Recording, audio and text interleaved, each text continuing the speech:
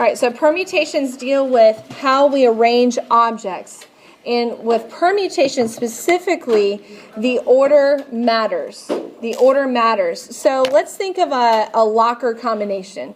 How many numbers are in your combinations? 653. There are three numbers. You go right, then you go left, then you go right again, right? Okay, so there are three numbers in a locker combination.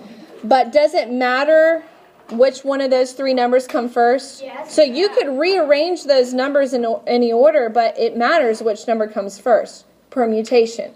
If it doesn't matter, then that's what we call a combination, and we're going to learn that tomorrow. So really the only difference between permutations and combinations is, does the order matter or does it not matter? Now, so that's what we see here in the definition. It's a permutation is an arrangement of objects in which order is important.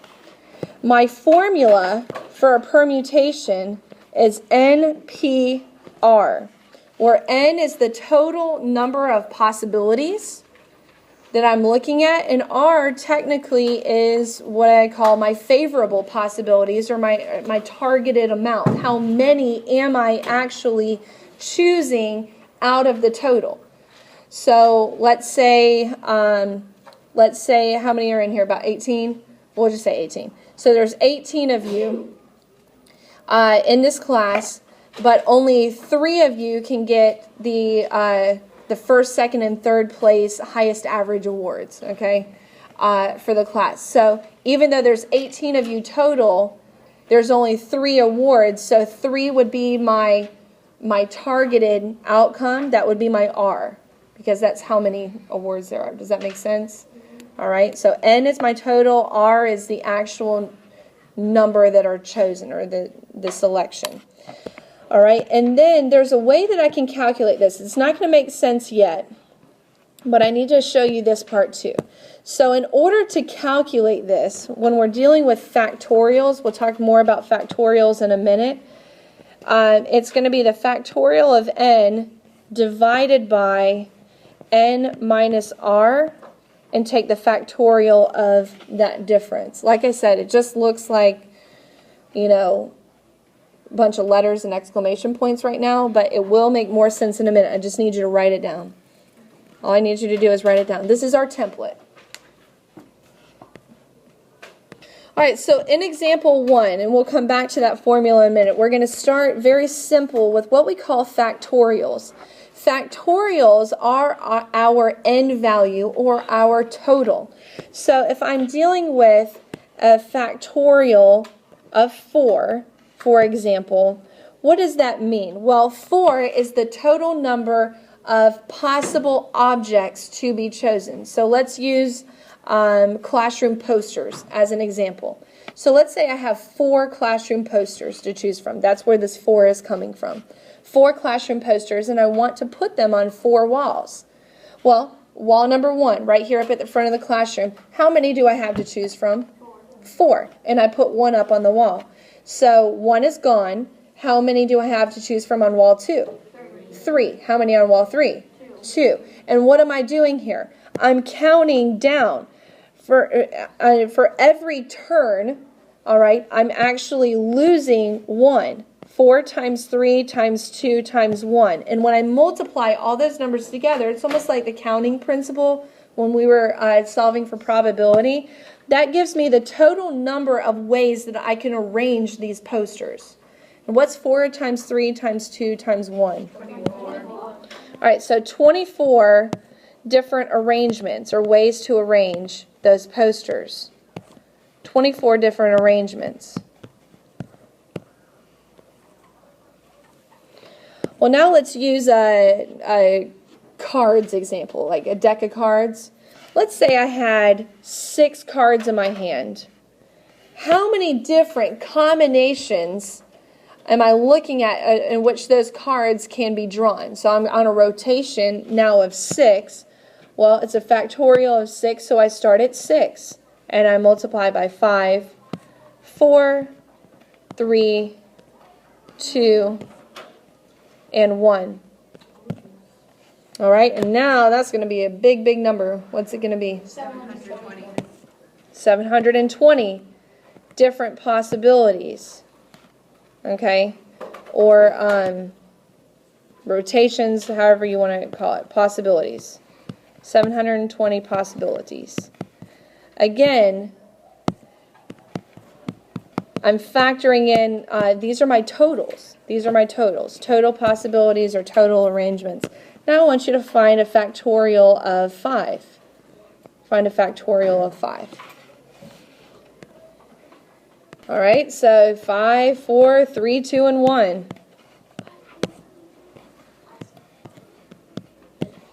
Okay, and what do I get? 120 arrangements or possibilities. Really, either label is fine, as long as you realize this is a total. This is a total. Possibilities.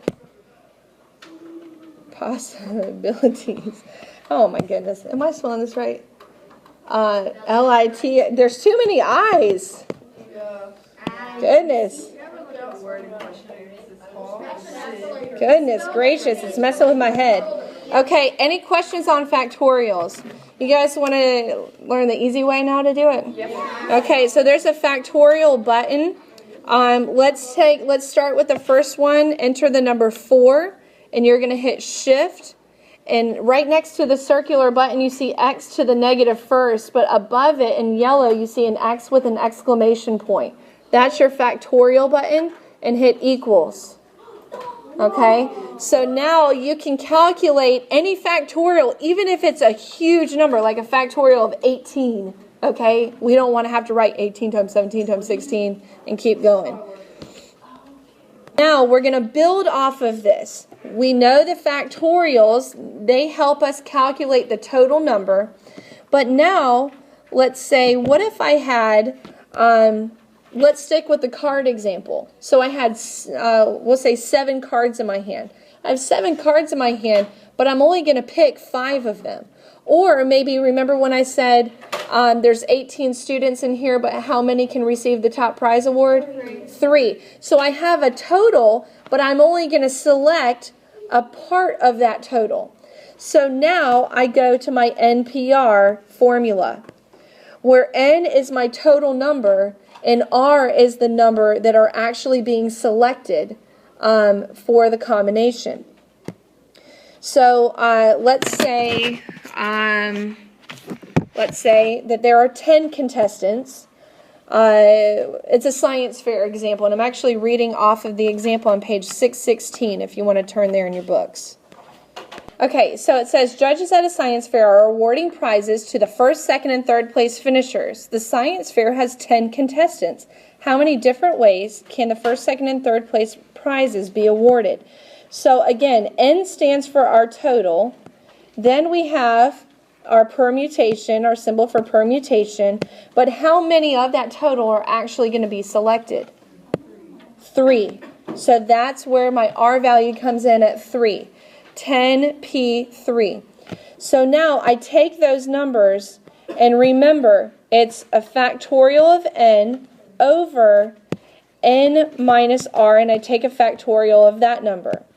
Okay, so now I'm going to plug in these numbers. 10 is my N value, so I plug it in here, and 3 is my R value. So I just basically take those numbers and I dump them into that formula.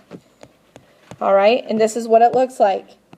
Equals factorial of 10 over 10 minus 3, and I take a factorial of that number. Well, what's 10 minus 3? 7. Could I do that mental math and skip that step? Factorial of 10 over factorial of 7. Yeah, this step you don't have to write on your homework. Can you do 10 minus 3 in your head and just say 7? Okay, but this is not my answer. This is my means to get to my answer. Now I'm going to put this into my calculator. Hit the fraction button. Hit a factorial of 10. So enter 10, shift, and then the factorial button over 7, shift, factorial button, and hit equals. All right, and what do you get? 720 ways prizes can be awarded. Ways to award prizes.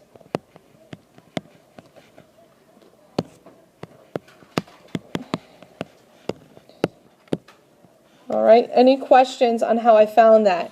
So basically, in an instance where you're finding a part of the total, like, you have this total number, but only a certain amount of them are actually going to be chosen, you use your permutation formula to calculate it.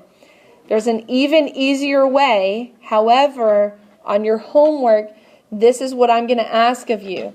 All right, so you have to have this factorial fraction on your homework, but I am going to go ahead and show you there's a way you can start right at the beginning, your 10p3, and get to your answer.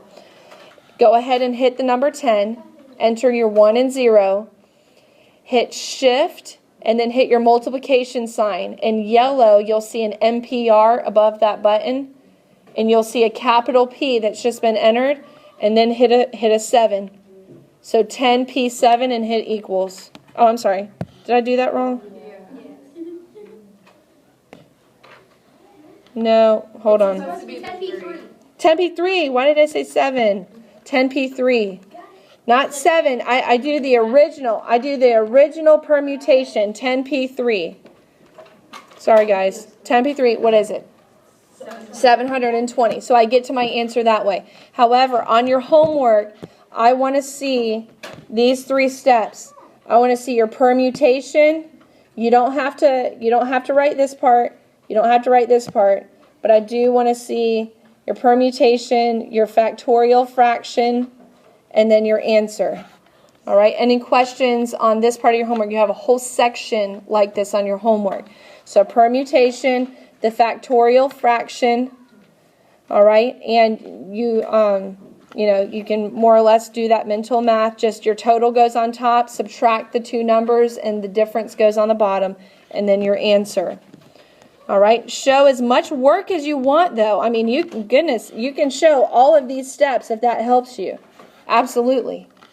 Okay? It's just that's not the bare minimum is permutation, fraction, and answer. All right, that's it for example 2. Any questions? Now let's look at example 3. Finding, what's that word? Probability. What are the chances? What are the chances? Let's go back to that locker combination. Let's say that your locker has a code that has these numbers that are basically part of the code. 1, 3, 5, 7, and 9.